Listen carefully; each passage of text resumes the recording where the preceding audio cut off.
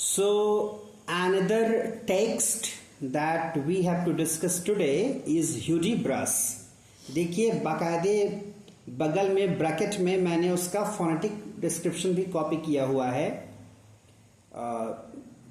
इसको भी सीखिए अगर नहीं जानते हो तो, कैसे फोनेटिक रिप्रेजेंटेशन को इस तरह से यूज किया जाता है, कैसे लिखा जाता है, इसको किस तरह की तिरछी लाइन का यूज करते हैं, और अलग अलग साउंड के लिए कैसे अलग अलग जो है फोनेटिक अल्फाबेट है। जैसे ह के लिए तो एच है, उसके बाद जो जे जैसा बना है वो य साउंड के लिए है, और यू के बाद देखिए वो अह वाला जो साइन बना है, कॉलन जो जिस तरह का बना है वो ऊ का साउंड है।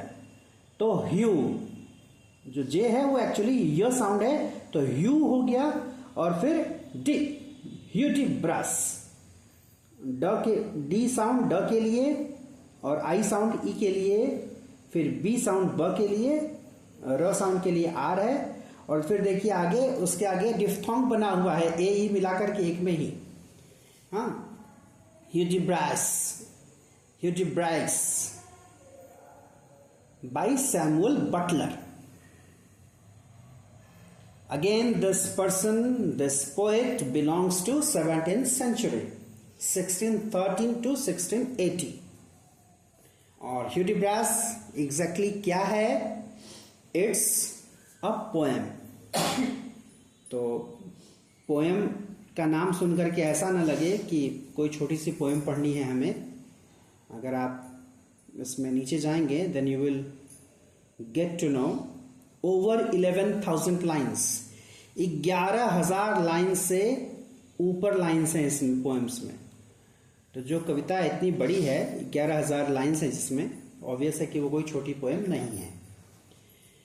और vigorous satirical poem, so satire is there and that is how we are having that genre, that way of writing poem, especially very popular in 17th century, mock heroic style, जिसके कुछ works आप लोग पहले पढ़ चुके हैं। मैकफ्लेक्नो के बारे में कभी शायद चर्चा की हो मैंने, जॉन रेडन का लिखा हुआ, और the rape of the lock आपने पढ़ा अलेक्जेंडर पोप का मॉक हीरोइक स्टाइल में, जो कि एक तरह से कह लीजिए कि एक इमिटेट करने की कोशिश होती है एपिक को, लेकिन उसको मॉक किया जाता है, मतलब एक तरह से मजाक बना दिया जाता है। That is how this is mock epic और मॉक हीरोइक। तो ऑब्वियस है कि यहां तो क्लियर है कि इस पोएम में अगर मॉकिंग हो रही है यानी मजाक उड़ाया जाएगा किसी का। और this poem was published in 3 parts, 1663, 1664, 1678, अलग अलग वर्षों में। जिस तरह से मूवीज का जो है सीक्वेंस आता है, तो पहले के बाद दूसरा पार्ट तो 1 साल बाद ही आ गया, लेकिन तीसरे पार्ट को आने में काफी वक्त लग गए, 1678 में आया। तो पार्ट्स क्लियर हो गए, इसकी स्टाइल क्लियर हो गई, क्या है वो पोएम क्लियर हो गया। अब बात करते हैं सेटिंग की। Set in the last years of the interregnum, particular word अगर आप ध्यान से देख रहे होंगे, देखकर समझ में आ रहा होगा, this is a Latin word, जिसका मतलब है बिटवीन रेन, यानी 2 पर्टिकुलर रेन के बीच का जो समय होता है, दैट इज कॉल्ड इंटररेग्नम। तो last years of the interregnum का मतलब वही 1660 के पहले का समय। क्यों 1660 के पहले का समय? अगर आप याद करें, 1649 में बीहेड किया गया था चार्ल्स फर्स्ट को, उसके बाद ओलिवर क्रॉमवेल थ्रोन पर आ गए थे, देन 1660 में रिटर्न आए थे चार्ल्स सेकेंड और रिस्टोरेशन हुआ था मोनार्की का। तो 1649 से लेकर के 1660 के बीच का जो समय है, दैट वाज इंटररेग्नम, और उसी की लास्ट ईयर्स की बात, तो लास्ट ईयर्स का मतलब वही 1658 से 60 के आसपास की बात है। तो जो सेटिंग का साल है इस पर्टिकुलर पोएम का, वो 1658 to 60 के लगभग का है। क्या है इसमें, इस पोएम में क्या है? स्टोरी एक है, किस तरह की स्टोरी है? The story shows Hudibras a Cromwellian knight. Cromwellian, Oliver Cromwell की जो मैं बात कर रहा था, उस समय का उनका एक नाइट है जिसका नाम है ह्यूडिब्रस। कौन है वो? ध्यान दीजिए, ह्यूडिब्रस के बाद कॉमा है, अ क्रोमवेलियन नाइट एंड कर्नल, यानी एक ही बंदे की बात हो रही है। ह्यूडिब्रस ही है जो कि क्रोमवेलियन नाइट भी है और कर्नल भी है। कहां पर? न्यू मॉडल आर्मी में। Being regularly defeated and humiliated. कहने को तो नाइट है, कहने को तो कर्नल है, लेकिन अपने एडवेंचर में, अपनी वॉयज में ज्यादातर वो डिफीट ही होता है और ह्यूमिलिएट होता है, बेइज्जती ही होती है उसकी। किस तरह से? As in Cervantes Don Quixote. नाम अगर नहीं सुना हो तो एक बार जरा गूगल कर लीजिएगा और पढ़िएगा जरा। Don Quixote is very famous work by Cervantes. तो सर्वांटिस ने जिस तरह से डॉन क्विक्सोट के बारे में लिखा है, उसी के इमिटेशन में आप कह सकते हैं, उसी से इंस्पायर्ड होकर के ये ह्यूडिब्रस का कैरेक्टर है इस पर्टिकुलर पोएम में बाय सैमुअल बटलर। तो लिखा है ना, बटलर्स मेन इंस्पिरेशन, यानी यहां से इंस्पायर्ड है वो। और बहुत इंटरेस्टिंग बात है, अगर आप पढ़ेंगे सर्वांतीस का डॉन क्विक्सोट, तो क्विक्सोट भी जब अपने एडवेंचर पर जाता है तो अपने साथ किसी को लेकर के जाता है, और उस कैरेक्टर का नाम है, दैट इज रिटन देयर, मैंने आपको जो भेजा है उसमें लिखा होगा एक जगह, उसका नाम है सैंको पैंजा। आगे देखेंगे आएगा नाम उसका। तो जो सैंको पैंजा है वो एग्जैक्टली क्या था, जो कि एक नाइट के साथ जा रहा है, या डॉन क्विक्सोट जो अपने आप को एक बहुत बड़ा योद्धा समझ रहा है, उसके साथ जा रहा है लड़ाई लड़ने, जबकि बाय प्रोफेशन वो क्या था? फार्मर था। यानी डॉन क्विक्सोट को लगता है कि वो बड़ी बड़ी लड़ाइयां लड़ लेगा, और उसकी जिम्मेदारी उसने साथ में सौंप दी सैंको पैंजा को, जो कि एक किसान है। उसने किसानों की ही आर्मी बना डाली। तो ये थोड़ा सा हास्यास्पद इसलिए है कि किसान जो है वो खुरपी फावड़ा चलाने जानते हैं, वेपन्स चलाना नहीं जानते। उसके लिए उनको कोई ट्रेनिंग नहीं मिली होती, लेकिन डॉन क्विक्सोट ने वो काम किया, उसको लेकर के गया था।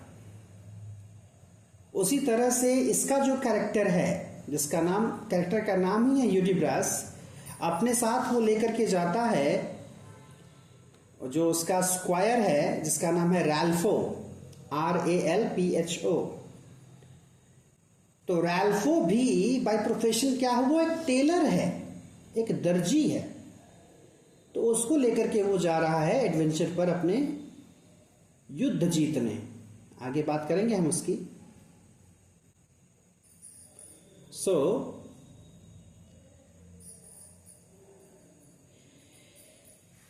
Colonel ह्यूडिब्रस's humiliations arrive sometimes by the skills and courage of women।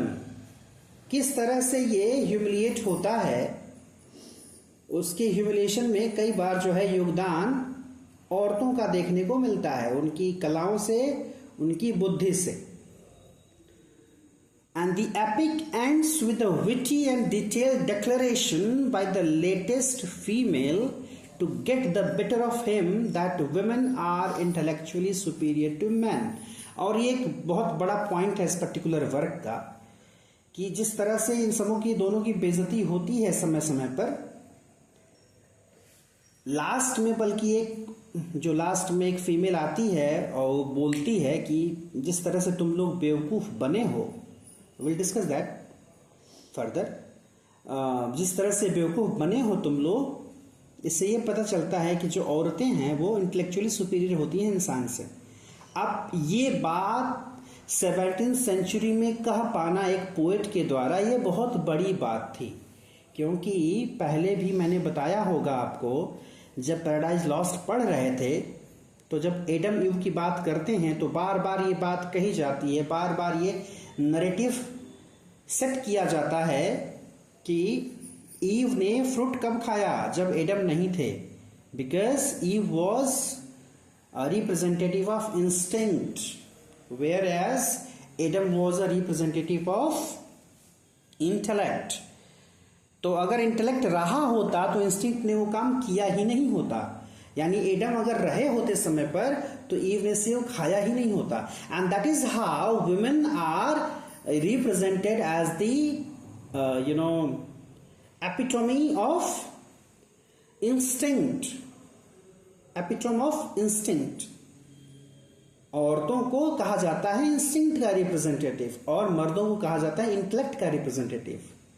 ये एक नैरेटिव सेट किया जाता है और इस नैरेटिव के अगेंस्ट आप यहां देख रहे हैं, इस पोएम के थ्रू ही, एक कैरेक्टर के थ्रू ही पोएट कैसे दिखा रहे हैं that how a female comes and says that women are intellectually superior to man. औरतें दिमाग में मर्दों से सुपीरियर होती हैं, ऐसा बोल के वो मजाक उड़ाती है. अगर बात करें इसके फेम की तो इतना फेमस रहा कि ये पोएम इतनी फेमस रही. देखिए लास्ट वर्जन इसका आया 1678 में और ये तब से लेकर के फर्स्ट वर्ल्ड वॉर तक इसका प्रिंट चलता रहा. फर्स्ट वर्ल्ड वॉर कब शुरू हुआ? 1939 में. तो 1939 तक ये पोएम पब्लिश होती रही. तो इस तरह से जो इसकी फेम है अगर देखें तो इसके अलावा एक फेमस वर्क है लॉर्ड बैरन का जिसका नाम है डॉन जुआ. ये एक सैटिरिकल पोएम थी जिसने ये फेम गेन किया था. Otherwise Hudibras is one of the most famous poems of that kind.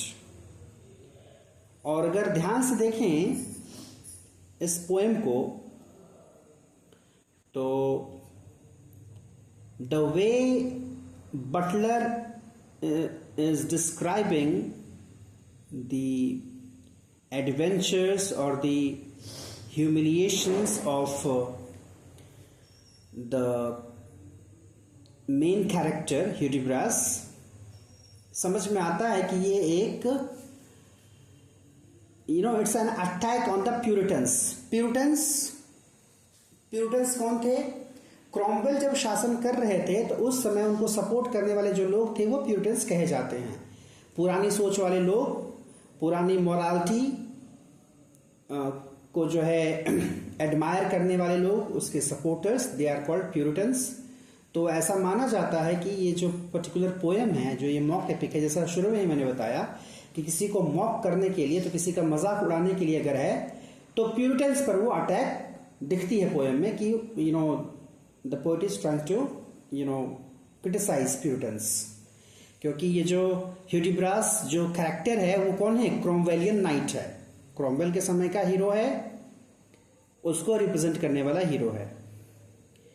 एक इंटरेस्टिंग बात जो निकल करके आती है इस पोएम में से, एक बहुत फेमस लाइन है अंग्रेजी में, एक जो है यूज किया जाता है ये proverb, spare the rod and spoil the child.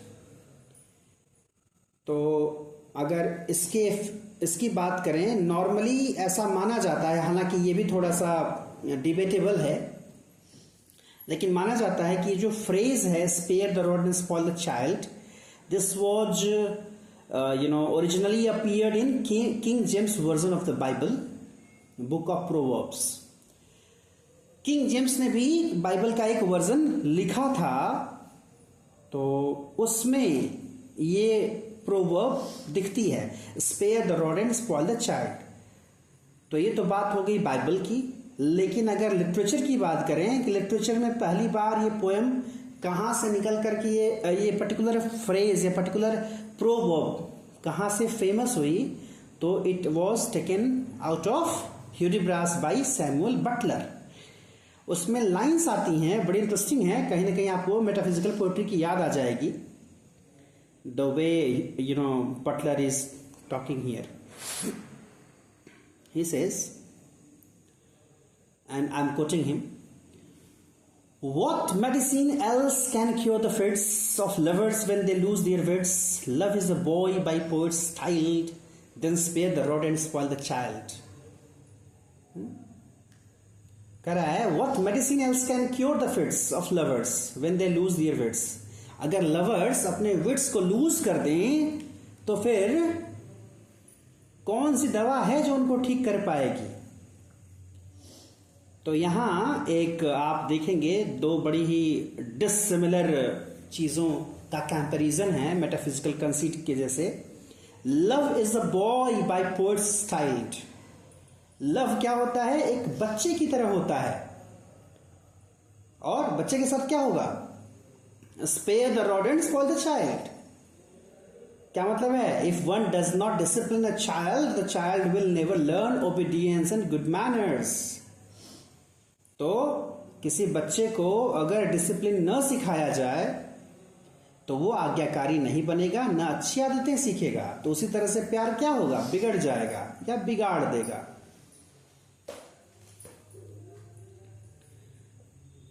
Now let's talk about some characters. इसमें दो कैरेक्टर के बारे में तो पहले मैं बात कर ही चुका हूं. एक है ह्यूडिब्रास और एक है रैल्फो. ह्यूडिब्रास क्या है उसका अगर इंट्रोडक्शन समझने की कोशिश करें, ही इज अ प्रेस्बाइटेरियन कर्नल. प्रेस्बाइटेरियन कौन होता है? जो प्रेस्बाइटेरियनिज्म में बिलीव करे. वो कौन होते हैं? जो चर्च ऑफ स्कॉटलैंड में बिलीव करते हैं.